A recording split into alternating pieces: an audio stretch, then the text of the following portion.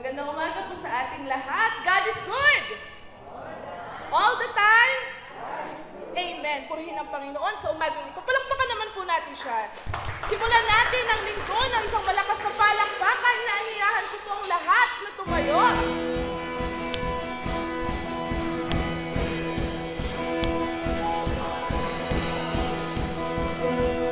And we sing praises to Him.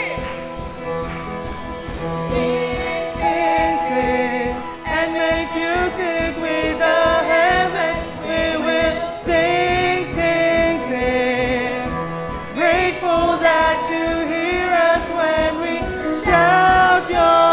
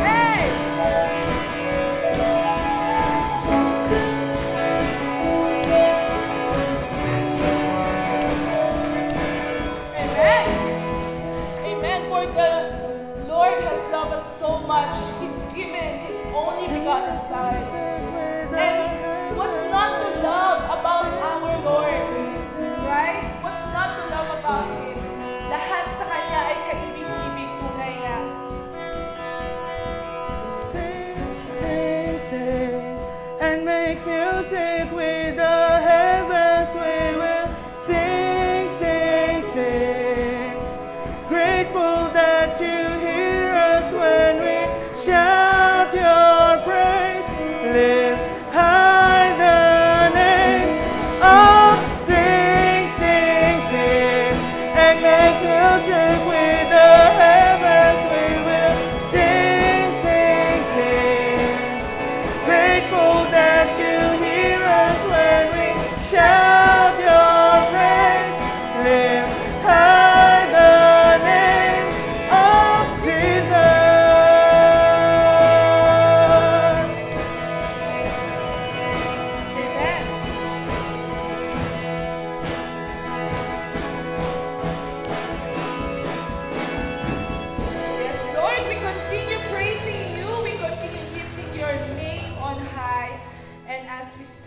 of songs para sa iyo. Panginoon, nawa lahat ng marinig mo, lahat ng makita mo, maging kaibig-ibig sa paligid at sa mga tenga mo, Panginoon. Fill us, Panginoon, cleanse us, Panginoon. At ang lahat, Panginoon, ay patuloy nawa may angat ang napakaganda mong pangalan sa umaga.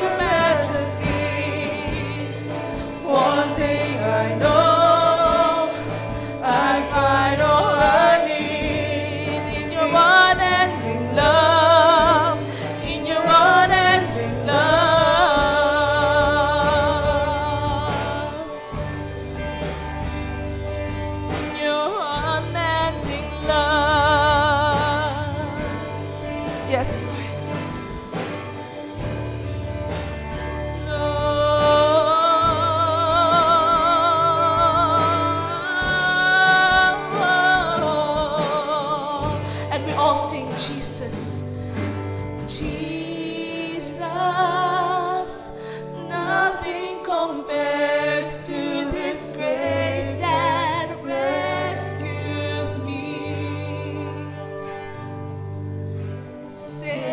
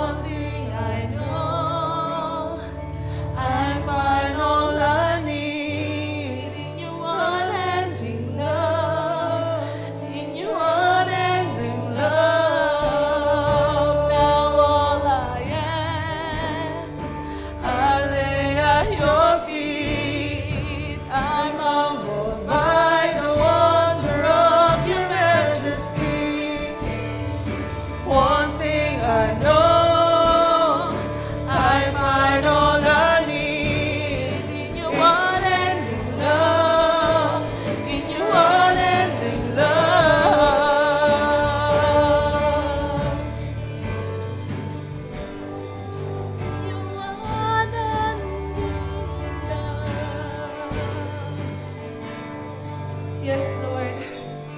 And for this moment, let us, hayaan mo kami, Panginoon, na sabihin, mahal na mahal ka namin, Panginoon. Just like your unending love for us. Nawa, Panginoon, kung paano mo kami minahal, ay magawa din namin mahalin ka ng buong puso, Panginoon, ng kaluluwa at ang aming isip. Lord, alam namin kami marumi at napakarami namin kasalanan, Panginoon. Pero alam namin, Panginoon, sa pamamagitan ng iyong dugo, ng iyong pag-ibig, makikita namin ang kahalagahan ng pagmamahal, ng walang kapalit, ang pagmamahal na higit pa sa aming mga sarili. Thank you, Lord, for giving us opportunity. And for our last song, Panginoon, let us, Panginoon, awitin, we love you, Lord. I love you, Lord. I love you, Lord. And I lift my voice to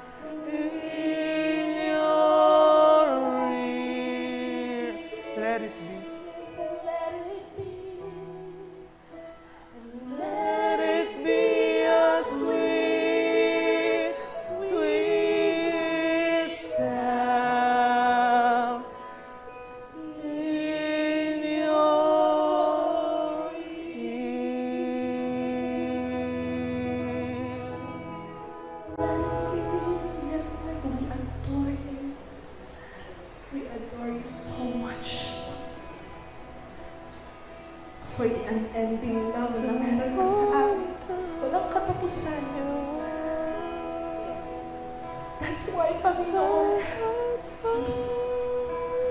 hindi namin mapigilan ang aming mga puso to say we love you.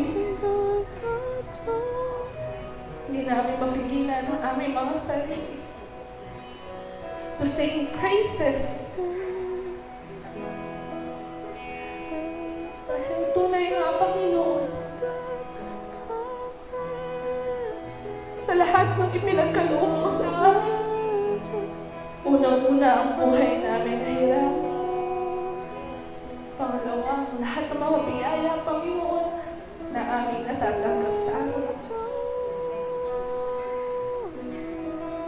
And the contentment and peace and joy, lahat ng ito, Panginoon, we enjoy because you have us. Dahil tinulungan mo kami because you're always there for us,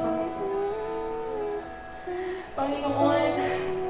As we continue singing praises, singing love to you, Panginoon, habang patuloy kami, Panginoon, ng pagpapahayag ng aming pag-ibig, una sa lahat, aming ipinapanalangin ang iyong patnubay sa mga taong gagamitin mo sa umagang ito, sa aming internet connection, sa aming mga technologies here, at sa speaker namin, Panginoon. Yes.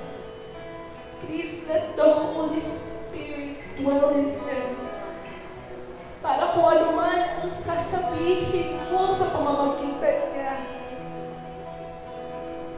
ay masabi ayon sa iyong kagustuhan, ayon sa iyong ituturo, at ayon sa iyong tinuturo sa Biblia, Panginoon. And also, please help us to have an open heart and Yes, open mind, Panginoon, na matanggap ang ituturo mo sa amin. Masakit man ito, Panginoon, o ano man, Panginoon, ang negative things na maaari namin maramdaman, Jesus' name, Panginoon, hindi mawawagi ang kahawa sa umaga nito. Thank you, Lord, for letting us praise you. Salamat for saying that we love you, Panginoon. At lahat ng ito ay aming ibinabalik sa iyo. Yes. Na may papuri at pasasalamat. Sa pangalan ng matamis sa pangalan ni Jesus. Amen.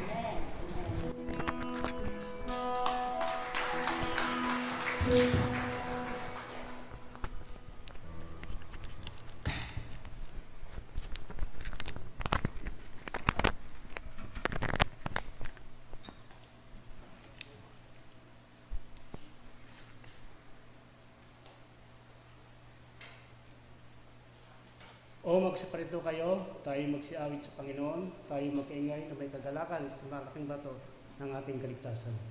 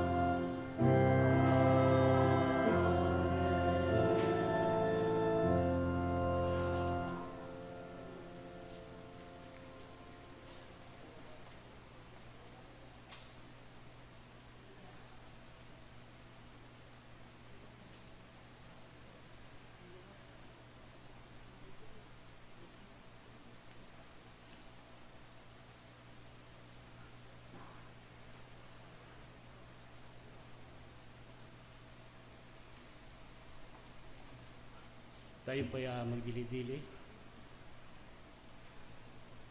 Tayo po manalangin. Ama naming Diyos na banal na makapangyarihan sa lahat, sa umagang ito kami po nagpupuri, nagpapasalamat sa isang napakagandang umaga na pinagkaloob niyo ngayon sa aming Panginoon. Sa buong sanlinggong pag-iingat mo, pagpapala mo sa mga buhay. Sa umagang ito muli, Panginoon, narito ang iyong mga anak, kami sasamba sa iyong pangalan. Nawa, Panginoon, ay saliksihin mo ang aming mga puso at isipan, Panginoon. Alam namin sa umagang ito ay may mga daladala kaming mga suraranin, mga problema, alalahanin sa buhay. Dito, Panginoon, ay naidadalangin namin ang aming mga kalagayan dahil kayo po ang aming Diyos na tumutugon ng lahat ng aming pangailangan. Kayo po ang aming Diyos na makapangyarihan. Kayo po ang aming Diyos na nakakaalam ng puso at isip namin, Panginoon. Kaya sa umagang ito, Panginoon, ang iyong gagamitin ngayong anak, nawa, Panginoon, ay patuloy na bigyan mo siya ng karunungan upang ang mensahe ngayong umaga ay sa amin may hatid at timo namin sa aming mga puso. Kaya sa umagang ito, muli ay pangunahan mo kami itong aming pananambahan ngayon. Sa iyo namin ito pinagkakatiwala at ibinabalik lahat ng kapurihan, lahat ng pasasalamat sa tanging pangalan po ni Jesus namin ito kapagtas. Amen.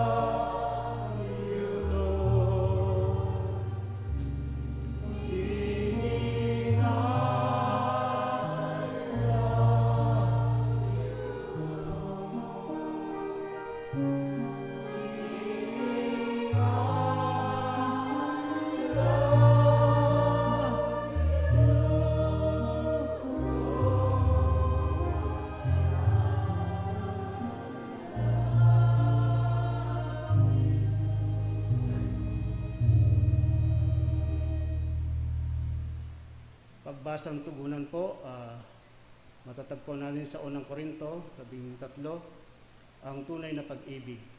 Kung ako'y nagsasalita ng mga wika ng mga tao at mga anghel, dadapwat wala akong pag-ibig at ako'y naging tanso na tumutunog o patingaw na umalingaw.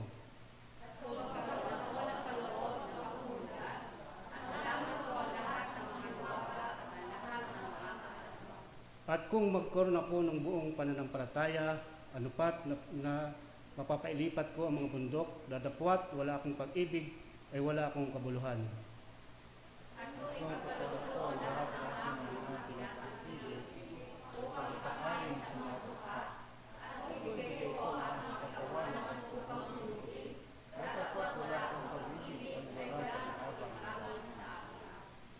Ang pag-ibig ay mapagpanihuhod at magandang loob. Ang pag-ibig ay hindi naghili.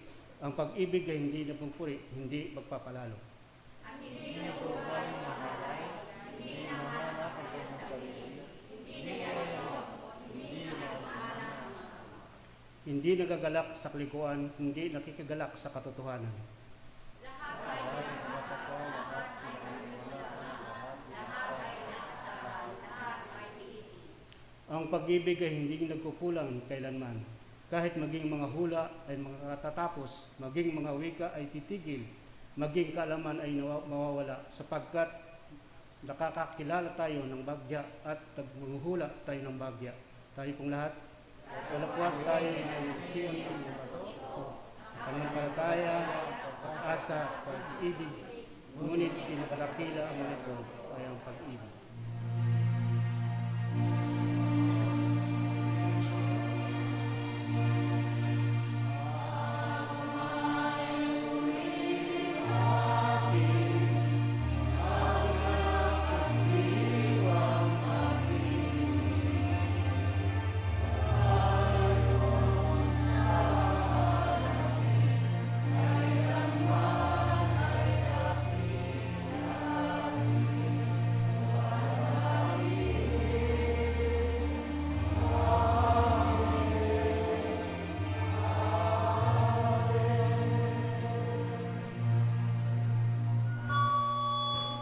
Dalangin pastoral.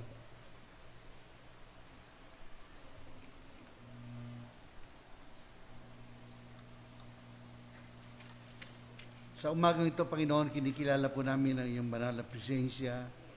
Pinapasalamatan ka namin sa mga nagdaang araw na naranasan po namin ang mga pag-iingat mo sa buhay ng bawat isa sa amin.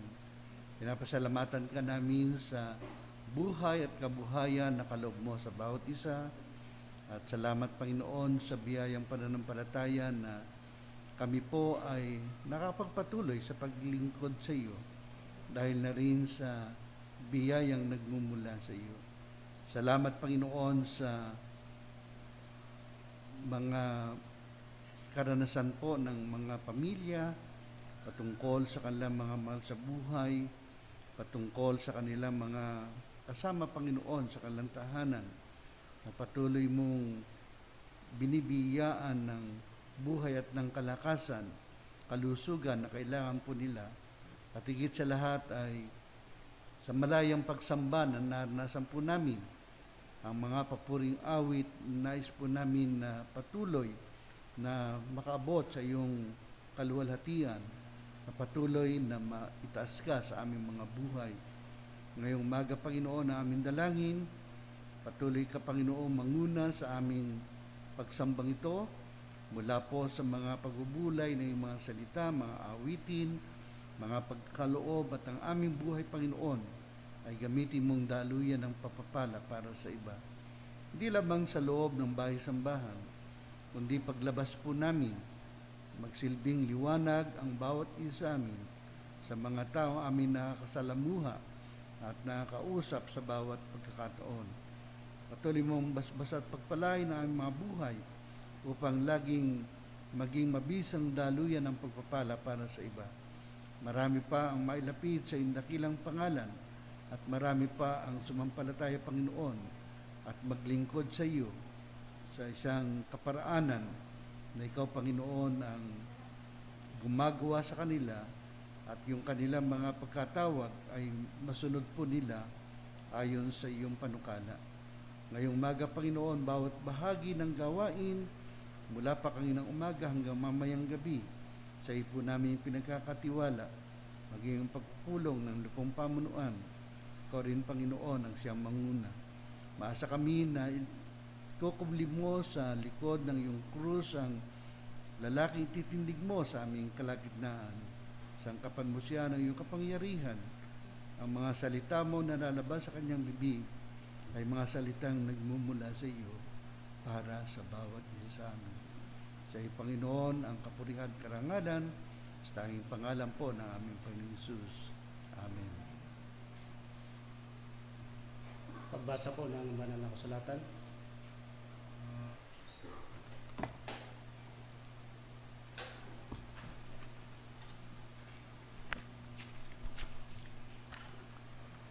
Kung kayo po ay may dalang Biblia, atin pong buksan sa Matthew chapter 22 o Mateo chapter 22. Simulan ko po ang pagbasa sa verse 34 to 38. Ito po ay nasusulat,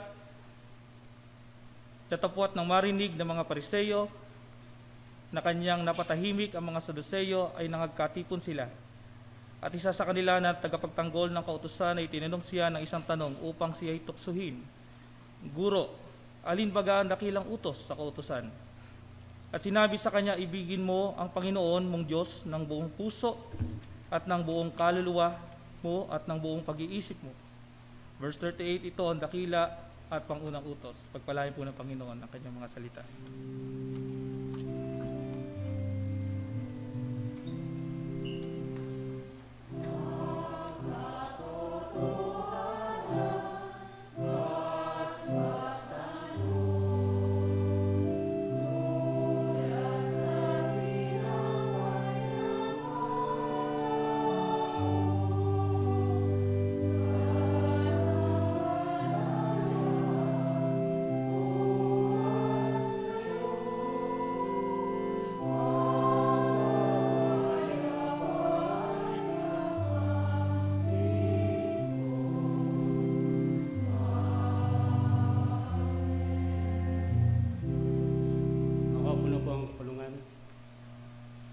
Makakanig tayo ng papuring awit mula sa YSS Choir.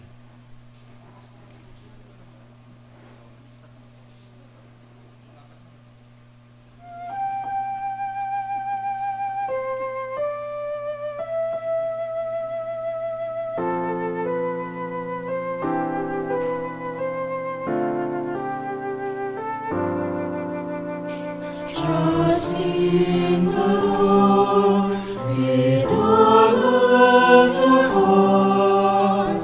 Lean not upon your own understanding. Acknowledge God in all of your ways, and He will make straight your path. Trust in the Lord with all of your heart. Trust in the Lord. Whatever is true, whatever is just, whatever is lovely, of honor and worth, whatever is gracious, whatever is pure, and if there be anything worthy of praise, think that upon them is all of these things, and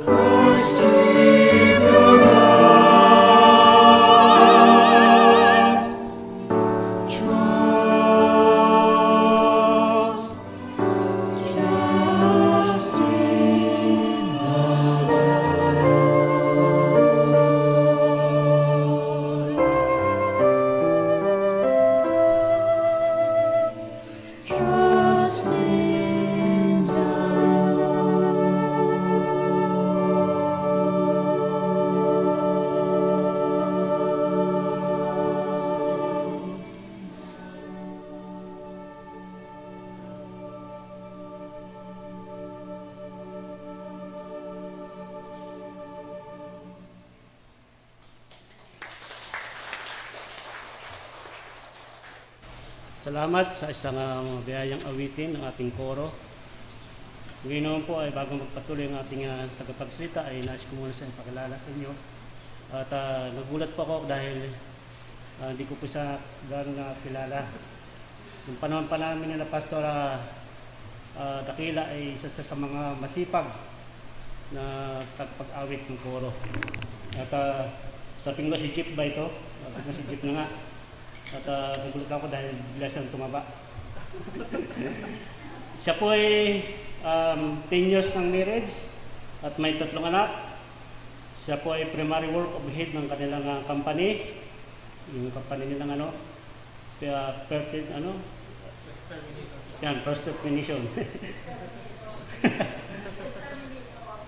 Siya po ay kasalukuyan ngayon na mission ng Kanlubang, predikador. At mission assistant to Palo Alto, tama po ba yan? At siya po ngayon ay isa rin chairman of the board ng Kanlubang. At hindi ko na po pahabayin yung kanyang ano rito dahil ito na rin sinulat. Siya po ay magpapatuloy ngayon ang ating tagapagsalita, PPP Jeep Peredo.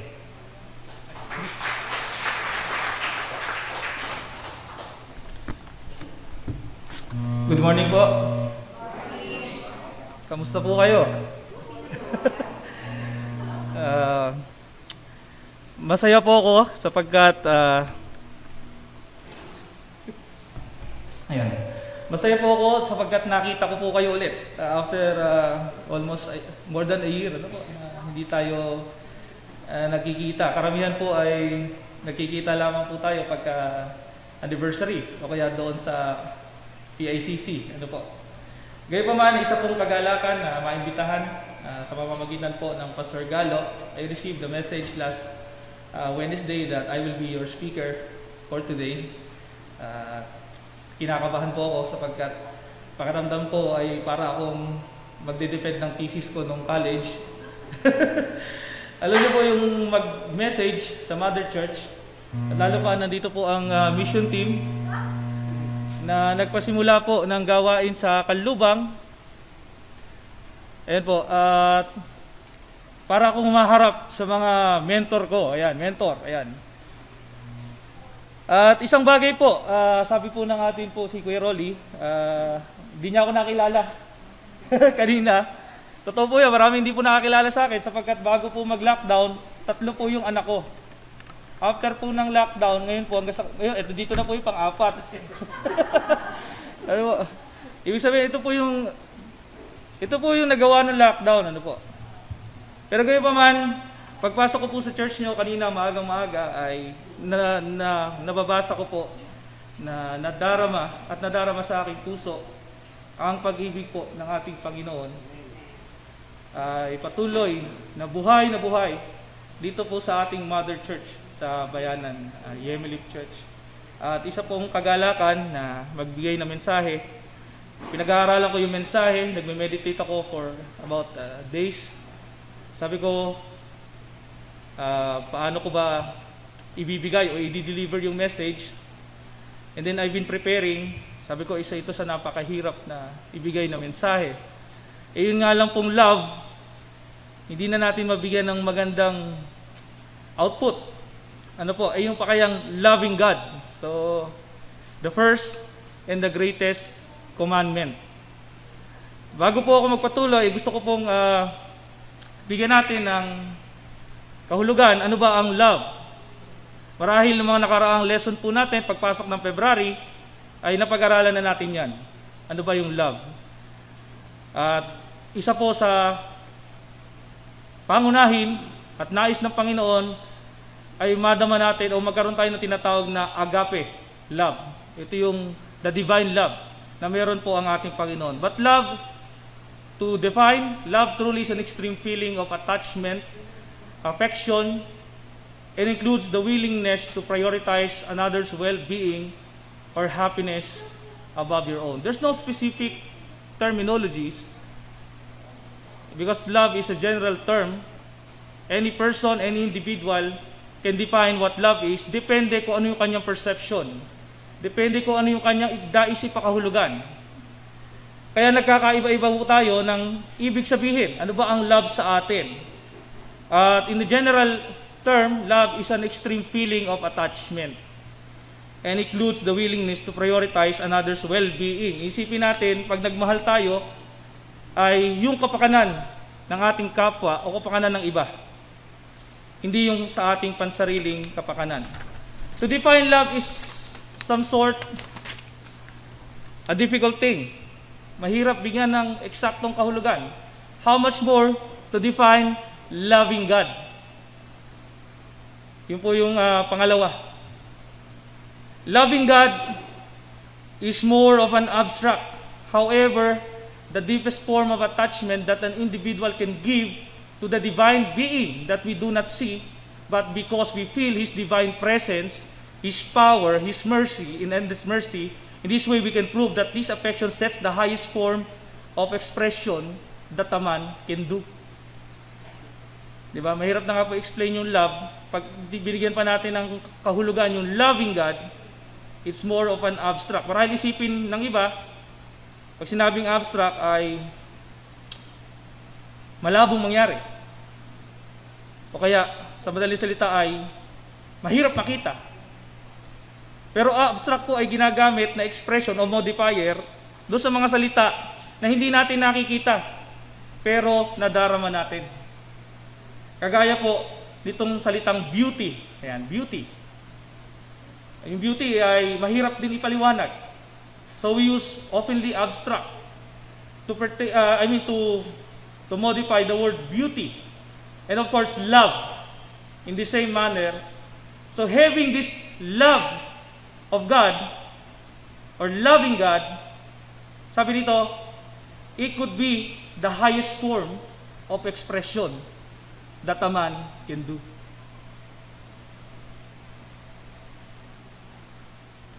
Isa pong bagay, marahil isipin natin, paano po mangyayari na ibigin natin ang Panginoon? Kung yung nakikita nga po natin, hindi natin maibig-ibig. Tama po ba? Paano po natin iibigin ng Panginoon na hindi natin nakikita?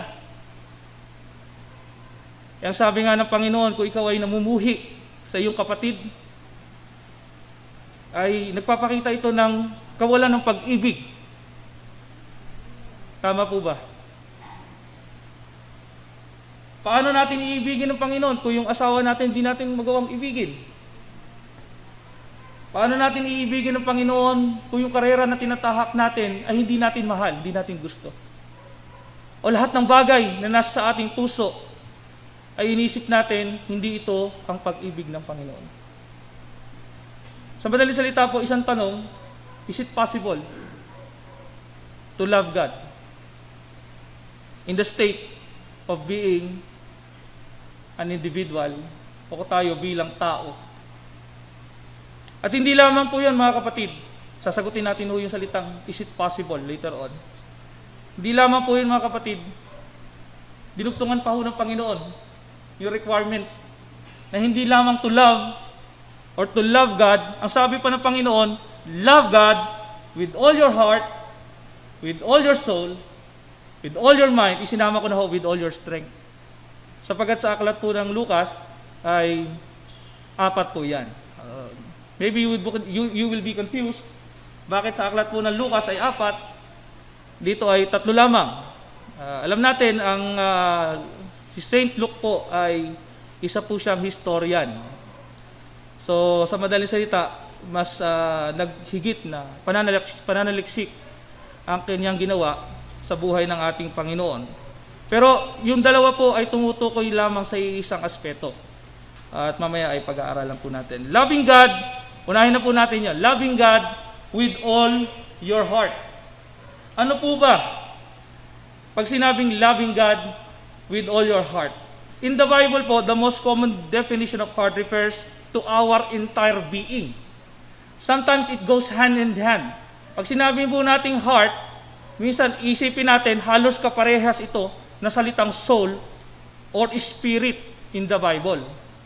But heart openly refers to our entire being and commonly explained as the center of the whole person, to which it coordinates the whole operation of human life. And this is the good thing. Sabi dyan, it is the spring of our desires. Di ba? Lahat po ng ginagawa ng tao o bumubukal sa ating buhay ay dahil po sa ating puso. Sapagkat ito yung ating pinaka-innermost being. Ayan. Our mobility and action will always depend on what we are desiring. That is why it always comes first in these three major parts of our being. Kung bakit inuna po yung heart, sapagkat ito na ho yung composition natin. Sa Biblia, napakarami ho. Pag tumingin kayo sa concordance, napakarami pong salitang heart kayo mababasa. At madalas mababasa nyo, God looketh on the heart. Madalas po sinasaliksik ng Panginoon ang puso ng tao. It is not our physical appearances, but it is our heart. Sapagkat ito yung sino tayo, kung sino tayo. We function as a human being because we first have to decide for it. Ibig sabihin, kung meron kang naiisip, kung meron kang gustong gawin sa buhay mo, kailangan naisin mo muna yun. Naisin mo muna yun. Maaaring sinasabi ng iba, di ba mas makapangyarihan yung isip natin kumpara sa puso natin? But in the Bible po, hindi po. Heart is the entire being. Ito po yung sumasalamin kung anong klaseng pagkatao po meron tayo. Loving God with all your heart is simply by making God on top in all of your relationship, desire, dreams, career, job, priorities in life, money, proving that God is above anything else that matters in this life.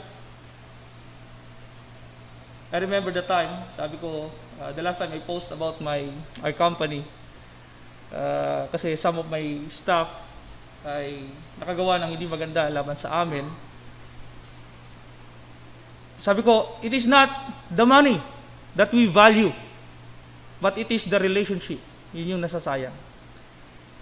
How about loving God? Loving God with all your heart is making God on top of our relationship, desire, dreams, career. Ibig sabihin po mga kapatid, siloso po ang Panginoon.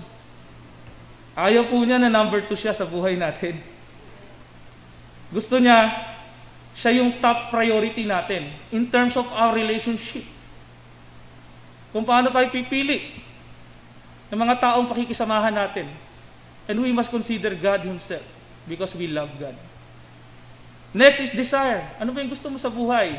Ano ba yung gusto natin mangyari sa atin buhay? Maabot natin, dreams o pangarap. Career. Na ako po ay nag-aaral. Matagal na po yun eh. Na ako po ay nag-aaral way back in high school. Matatapos na ako ng high school. Ang sabi ko po sa sarili ko, Panginoon, ano po ba yung course na kukunin ko sa college? Sapagkat hindi ko masagot yung tanong na yon, hindi ko alam kung ano yung kukunin kong course. Nag-stop ako for 2 years. At doon sa 2 years na yon, I realized back then na gusto ng Panginoon magturo ako. So I took up education. Secondary. Sapagkat sabi ng Panginoon magtuturo ka.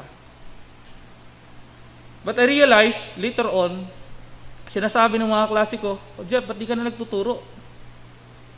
Nasa business ka na. Sabi ko sa mga klase ko, nagtuturo pa din ako. Hindi nga lamang sa secular, kundi itinuturo natin ang daan ng Panginoon. Amen? Job. Sa pagpili po ng trabaho. Ito madalas nangyayari sa mga Christian pagka mag-aas tayo ng work sa Panginoon. Di ba madalas nagkakaroon ng conflict pag Sunday? Lalo na sa mga call center agent. May isang youth na nag-pray sa Panginoon, Panginoon, bigyan mo ako ng trabaho. Because God is true. Ang ginawa ng Panginoon, binigyan siya ng trabaho bilang isang call center agent. Kaya lang, nagkaroon ng conflict. May araw ng Sunday, yung pasok niya. Ang tanong niya, Kalooban ba ng Panginoon na magkaroon ako ng trabaho? Ang sagot namin sa kanya, kalooban ng Panginoon na magkaroon ka ng trabaho, kaya ibinigay sa iyo ng Panginoon na bigyan ka ng trabaho. Paano po yan? Kuya, may araw ng Sunday, may pasok ako ng Sunday. And then sabi namin sa kanya, ipag-pray mo sa Panginoon na mabago yung pasok mo. Kasi ang unang mong pinag-pray, dininig ng Panginoon yun magkaroon ka ng trabaho. Kaya lang nagkaroon ng conflict. Sabi ko nga kanina, habang nag-uusap kami, napakalaki epekto ng pandemic. And then, nung September, magbabalik kami sa church ng face-to-face worship service. Pinag-iisipan namin mabuti ano pong gagawin. And then, na-finalize namin, hindi tayo magbabalik sa face-to-face worship service. Because people nowadays, especially believers nowadays, are so reluctant because of the online Zoom. Tama po ba? Yung lifestyle natin sa church, yung ating routine. Sabi ko, iba yung spirit pagka uma-attend ka sa church at gigising ka ng maaga para maghanda at doon ay makikita mo yung mga kapatid mo, there is power. Meron pong kapangyarihan pag nagkakasama-sama po tayo. Iba po yung sa Zoom. Kasi nangyari sa aming church, nag-reluctant po. Kasi lalo na pag recorded service, worship service, recorded. Kasi ang nangyayari, hindi ko muna papanoorin yan, mamaya na lang gabi. Tama po ba? Kasi pwede namang i-replay. Tama po, di po ba? Sa madaling salita mga kapatid, nalilis priority. I-release prioritize natin ang Panginoon sa lahat ng ginagawa natin. And this lockdown proves us sometimes na hindi natin siya priority. Mga kapatid, God is above anything else that matters in this world. Ang pagkakaroon ng bahagi ng Panginoon sa lahat ng ating nanaisin sa buhay na ito at sa anumang aspeto ay nagpapakita ng ating pag-ibig sa ating Panginoon ng ating buong puso. And if a person was able to portray this pure love, ang sabi dyan, he will be able to display a perfect example of man's relationship to God. Kung ang tao ay maipakita niya sa kanyang sarili na mahal ko ang Diyos ng aking buong puso, this will be a perfect example of man's relationship to God. Bakit po? Tatlong bagay po yung mapagtatagumpayan ng tao. Because he will not fail into 3 major temptations of sin. And what are those? Those 3 major temptations of sin are the lust of the eyes, the lust of the flesh, and the pride of life. At ang sabi ng 1 John chapter 2, verses 15 to 17, pag tayo ay nahulog dito sa tatlong to, the love of the Father is not in Him. Ang pag-ibig ng ating Panginoon na hindi sumasa atin. Kadalasan ng mananampalataya, ang anak ng Diyos ay nahuhulog sa tatlong pangunahing kasalanan ito. Pero kung mahal natin ang Panginoon ng ating buong puso, hindi natin magagawang magkasala sa tatlong bagay na ito. Ano sabi ni King David? Si King David po, na magkasala siya kay Bathsheba. Ang sabi po ni King David sa Psalms, Thy word have I hid in my heart, that I might not sin against Thee. Yung salita ng Diyos na inilalagay niya sa kanyang puso, ito yung nag-aalis sa kanya para siya ay magkasala o iwasan niya na magkasala. Mga kapatid, napakalino po na sinasabi ng Panginoon sa 1 Peter chapter 3, verses 3 to 4, Your beauty should not come from outward adornment, such as elaborate hairstyles and the wearing of gold jewelry or fine clothes. Rather, it should be that of your inner self, the unfading beauty of a gentle and quiet spirit, which is of great worth in God's sight. Mga kapatid, yung inner self, that refers to the heart of a person. Na kung saan, ang Panginoon hindi tumitingin kung gaano kaganda ho yung bihis natin every Sunday. Sa tuwing magpapaawit po kami, lagi ko sinasabi, ang worship hindi nagsisimula sa church lamang. Ang pagsamba sa Panginoon na hindi nagsisimula sa tuwing pagpapasok ka lang sa pintuan ng simbahan. Ang worship ay nagsisimula sa bahay pa lang natin. How do we prepare ourselves before the Lord? How do we find time to meditate in the Word of God and pray? Ako nananalangin po ako kanina na pagpalain tayo ng Panginoon ngayon sa ating mensahe. Pagpasok ko pa lang sa ating church po. The representation of our inner self will always reflect in our work of action. That is why let God sit in authority within our hearts. Naalala niyo po nung tinanggap natin ng Panginoon bilang ating Panginoon tagapagligtas. Hindi po natin siya tinanggap sa ating isipan. Tinanggap po natin siya sa ating puso. Kasi pagka ang Panginoon na ho ang naghahari sa ating puso, lahat ng bagay ay gagawin natin para sa Panginoon. Remember the salvation that you received from Jesus Christ? Nag-uusap kami mag-asawa kagabi. Sabi ko nga, in terms of relationship, kami mag-asawa yung talagang incompatible. Pero, when we think it positively, after 10 years being married, sabi niya sa akin, perfect match pala tayo. Kasi, lahat ng weakness mo, strength ko. Lahat ng weakness ko, strength mo. There's no perfect relationship. The same thing with the Lord. Kasi isa lang naman yung perfect. Ang Panginoon lang yung perfect. But if God is in control, maabot natin yung perfection. Maaaring hindi sa buhay na ito. O sa susunod na buhay na ibibigay sa atin ng Panginoon. Next, loving God with all your soul. Ano po yung difference? By loving God with all your heart and now loving God with all your soul. A love that is not controlled by our feelings, emotions, to which you express it to good, even in good or bad times. Minsan, sa isang mag-asawa, sasabihin sa iyo ng partner mo, mahal mo lang naman ako pag maganda ako eh. Mahal mo lang naman ako pag masarap yung luto ko. Di ba? O mahal mo lang naman ako pag maganda yung mood ko. Di ba? Mga kapatid, hindi ito nakadepende sa mood natin kung kailan natin mahalin ang Panginoon. Na mahal natin ang Panginoon pagka pinagpapala lamang tayo ng Panginoon. Kundi minamahal natin ang Panginoon even in bad times.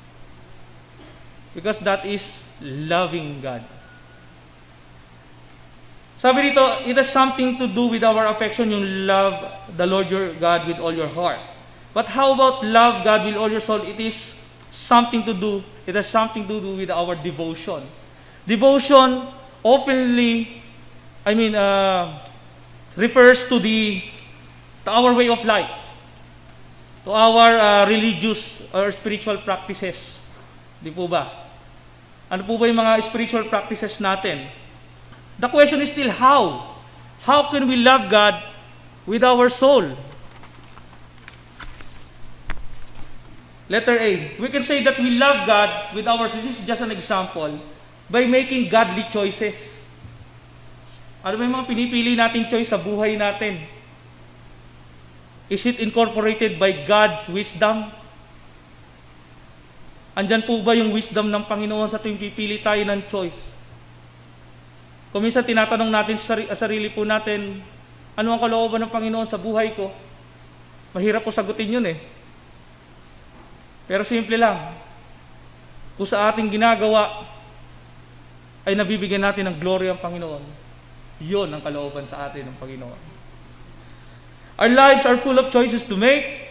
Our choices show what we are committed to, our core values, defining us and displaying our lifestyle before the world. Ano po yung lifestyle natin? There must be a difference between the lifestyle of the world and our lifestyle as Christians, as children of God. And then secondly is by obeying His word and His commandments. So sabi ng Panginoon sa John 14:15, if you love me, keep my commandments. Ang hirap po sumunod sa Panginoon, di po ba? Pero ito ang utos ng Panginoon. If you love me, keep my commandments. And to keep His commandment, marami kang babaliin sa buhay mo. Una, yung iyong pinanggalingan na nature. Ano yung upbringing sa iyo ng magulang mo kuminsan? At kuminsan yung culture na meron ka. Sabi nga ni Pastor kanina, nag-usap kami sa taas, dami niyang pinanggalingang destino or churches. At kada destino, sabi niya, napaka iba-iba. Sa madaling salita, may culture shock yan eh. Ganon din po sa buhay natin. When we make choices in our lives, sometimes, hindi ito yung gusto ng Panginoon sa buhay natin. At pagka hindi natin ginawa yung tama, we will suffer the consequence. Letter C. By humbling ourselves in attitudes in the way we speak. Sabi nga ni Pastor Galo, huwag tayong maging tactless, maging tactful tayo. Sometimes yung criticism, ang hirap tanggapin. Lalo na nanggagaling sa kapwa natin member. Lalo na nanggagaling sa kasama natin sa bahay natin, yung criticism. Pero alam nyo, sometimes when we criticize, it must be of a good tongue. We must find a good motive when we criticize. Maging tactful po tayo. There's proper way of criticizing na hindi po tayo makakasakit ng damdamin. By humbling ourselves in attitude. Ayaw po ng Panginoon ng arrogance. Remember Satan? Kung paano among all His angels, si Satan po, because of arrogance, ibinaba siya ng Panginoon. Ayaw po ng Panginoon ng arrogance. Kaya nga, ang pinili natin, una ay salvation, ikalawa, yung tinanggap natin yung lordship ng ating Panginoon. Kasi we cannot be in His level. Sometimes we think that we are on our own already. Nag-iisip tayo na kaya ko na yung sarili ko. Tama po ba? In our decision making. Kami sa company parang ganun eh. Lalo na pag nakasanayan mo yung isang bagay. Magiging madali na lang para sa'yo. Pero tandaan natin, let God must be in control. Mabilis na lang po ito. Nainip na po ba kayo? Okay, number 3. Loving God. Ito pinagsama ko na ho eh. With all your strength and mind. Of course, I also take credit for Lucas, St. Luke. This form of love depends on our physical aspect as a human being, to which it includes our ability, mobility, skills, resources, time, and talents that God Himself has given us. In the same way, we can express it to Him in a more practical terms, not just by saying that we love Him, but rather proving it all 100% by doing. Mga kapatid, maaaring lumalabas sa ating bibig, I love you, Lord, and I lift my voice. Hindi lamang yun ang gusto ng Panginoon sa atin. Ang gusto ng Panginoon, let us prove it by doing. 100%. How? Since we are talking about our physical aspects, tayo po ay, yung ating physicality, yung ating katawan, ay biyaya ng Panginoon yan. At darating ang panahon, babalik sa Kanya yan. Tama po? Walang edad kung kailan kukunin ng Panginoon ang buhay na ito. Yung ating physicality. Hindi natin alam kung kailan mag-fade yung strength natin o yung lakas natin. But let God use it in His way. Itong katawan natin. Ano po example? Since we're talking about physical aspect, letter A, sabi dyan, love Him with what we find our hands to do. Ano po yung magagawa ng kamay natin? Ano po yung magagawa ng inyong mga kamay? Alam niyo sa ushering ministry, nakakatuwa ito eh. Kaya lang di natin magawa ngayon yung magkamayan. Tama po ba? We only have fist bump. Patanguan na lang. Pero your hands can do something. Ito, I remember the time, nagsisimula po ang mission team sa Canlubang. And ginagawa nila ito ng masayang-masaya po sila. Sabi nga nila, they have experienced it a lot na talagang we love Him by giving cold water to those. At ako narinig yung father-in-law ko, mahal naman. Sabi ko nga, if we had a relationship as a father, parang it's by blood din eh, na nag-uugnay sa amin dalawa. Sabi rito, by giving a cup of cold water. Naalala ko nagmi-mission po sina Pastor Galo, Pastor Eser, in Canlubang with the mission team. And he's doing that. And then sabi niya, hindi sapat na magpainom ka lang. How much more, pagpapalain ka ng Panginoon kung magpainom ka lang, magbigay ka lang ng cup of water sa mga lingkod na ito ng Panginoon, how much more kung pakainin mo pa sila at uuwi silang masaya. Tama po ba? Showing God that these hands can do something. Itong mga kamay natin ay may magagawa. Alam niyo touch therapy? Di po ba, minsan, kahit sometimes you feel bad, pero pag nandyan yung, lalo na ako, yung nanay ko, lagi ko hinahanap yun eh, touch therapy ng nanay ko. In my 10 years of mission, pag gusto ko umuwi sa amin, pupunta ako sa amin, sa silang. And then, Ma, hawakan niyo nga ako. Kasi iba yung nagagawa. Lalo na pagka galing sa nanay. And the same thing with Christians. If this hands has good thing, sa Revelation nila beses yung mababasa, and kahit panis ulit-ulit na binabanggit ng Panginoon yan, but a powerful one. Alam niyo kung bakit? Kasi yung pakikinig ay isa sa napakabuting bagay na dapat i-acquire natin bilang tao, bilang individual, at lalo na bilang mananampalataya. Listen to be changed. Listen for more than information. Listen but to gain revelation. Alam nyo, pag crowded na yung utak natin sa dami ng ginagawa natin araw-araw with our routinary activities, especially we're doing this for money, trabaho, nakakalimutan na natin makinig sa Panginoon. Ako sometimes na-feel ko yon na Lord, may mga panahon parang di ka na nangungusap sa akin, Lord. Di ba? And then kailangan kong magkaroon ng quiet time. Kasi doon maririnig mo yung small voice ng ating Panginoon.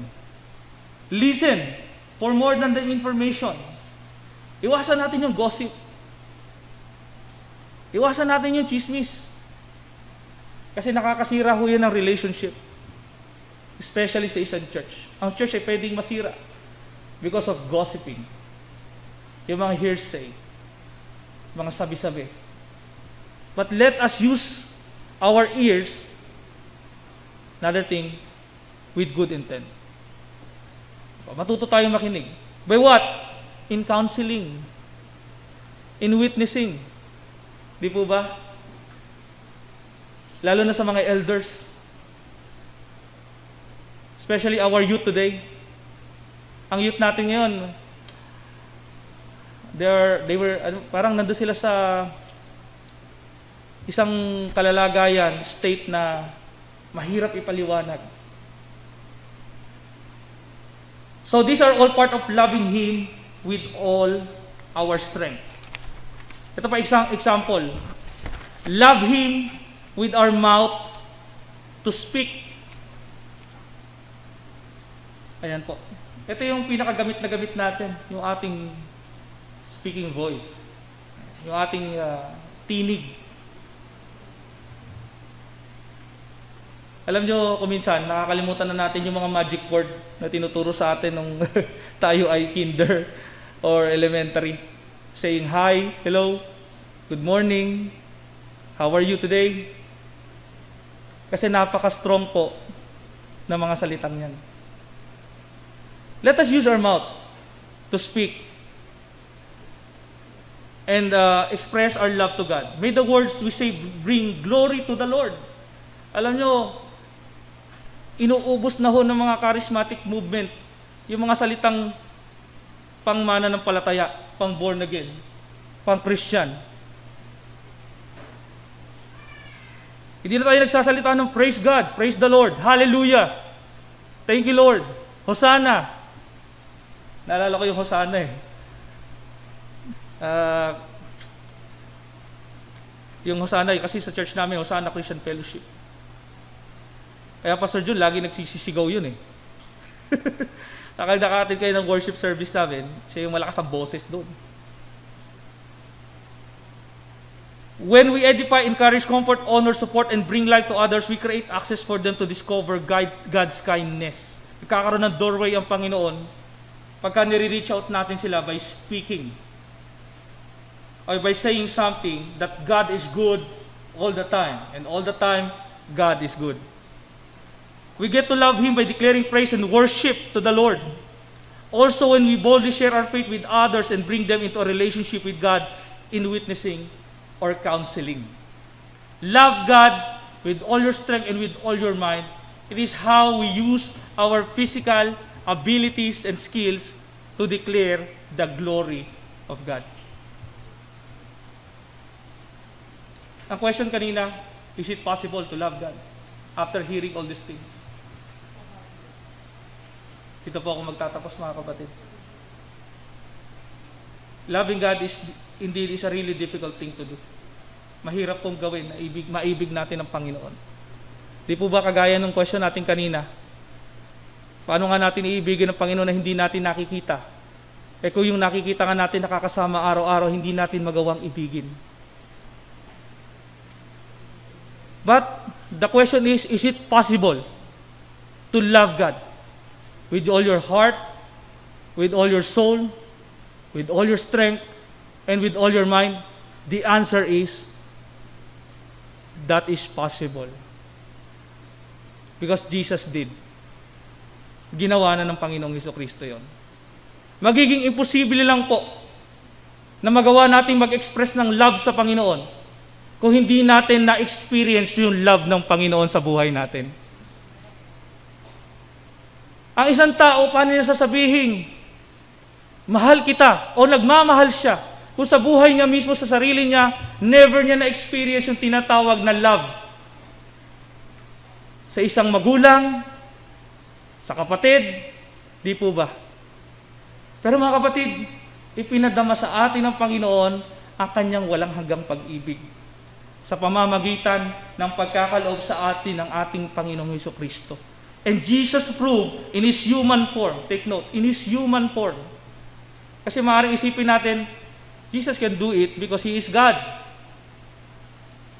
But take note, Jesus proved it in His human form. Kasi alam niyo kung bakit, mga kapatid? Ito yung tunay na kahulugan ng true love. Tama po ba? Mga kapatid, mahal po tayo ng Panginoon.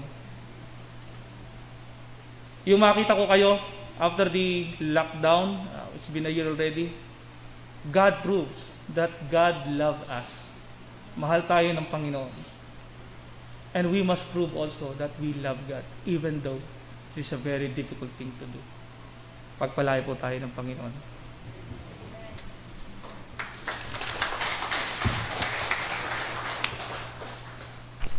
Salamat sa isang napakabiyayang mensahe ngayong umaga.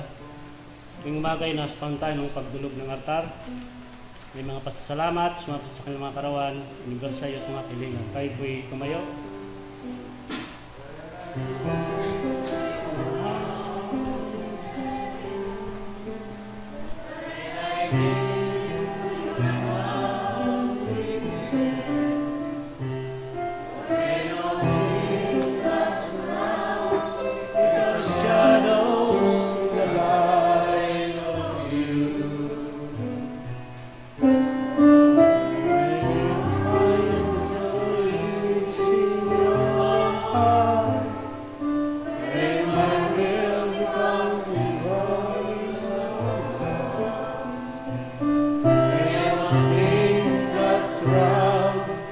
your shadows in the light of you. I worship you. I worship you. The reason I live is to worship you. I worship you. I worship you. The reason I live is to worship you.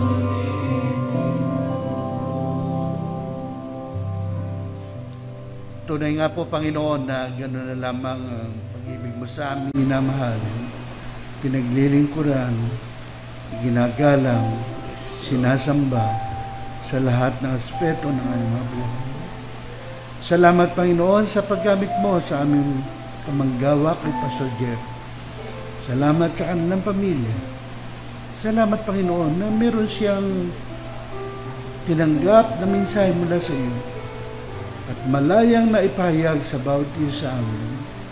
Purihin ka at nais namin, Panginoon, na sa pagkakataong ito, mula sa liwanag ng iyong mga salita, sa aming paglapit sa dakong unahan, pagtayo sa kinalalagyang upuan, kapahayagan na kami ay nagpapahayag ng aming pag-ibig sa iyo, ng aming patuloy na pagtatalaga ng buhay, sa isang puspusang paglilingkod, sa iba't ibang larangan ng paglilingkod na itinawag mo sa amin.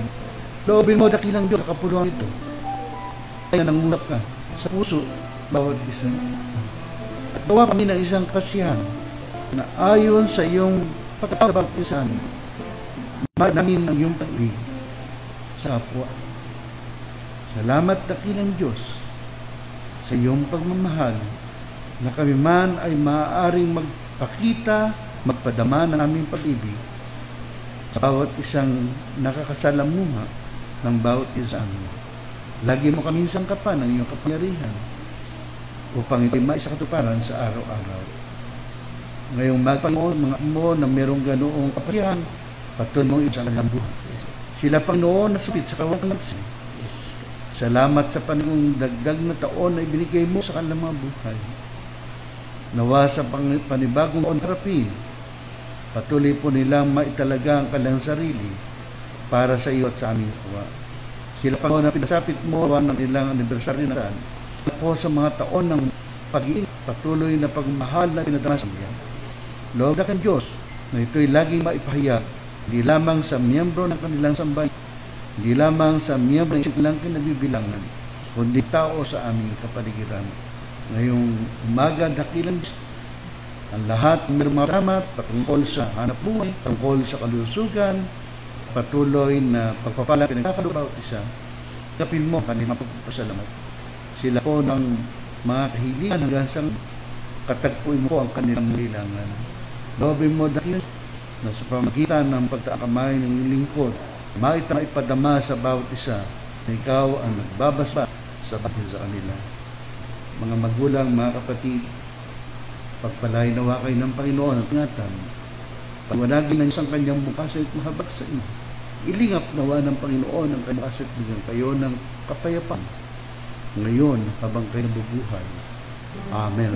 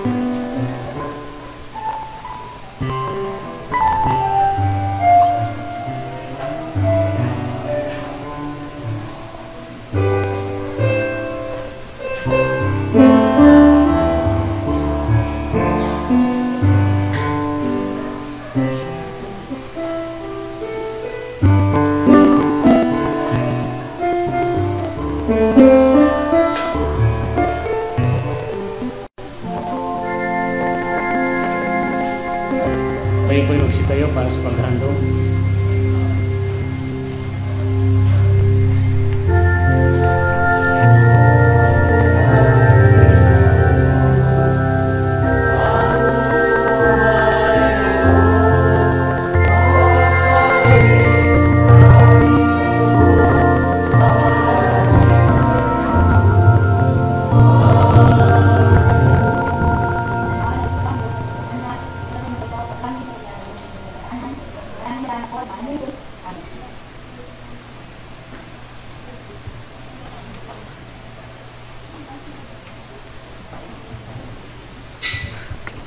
Hindi ko natin sabitin na sumasampalataya.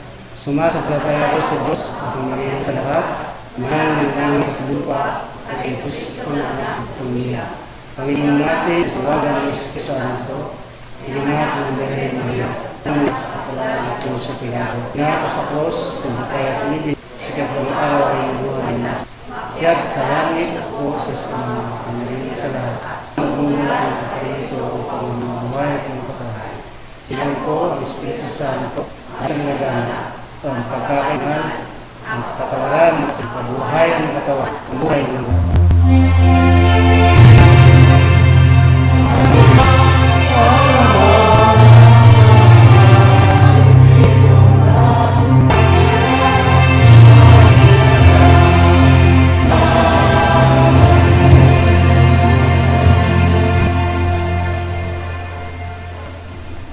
Tanggapin ng pagpapala ng ating Diyos sa masalangit, patuloy na hinikayat ng kanyang pag-ibig ng ating Panginoon Kristo. Taglayin natin lagi ang kapangyarihan ng Espiritu sa ating mga buhay, maglanman. Amen at amen.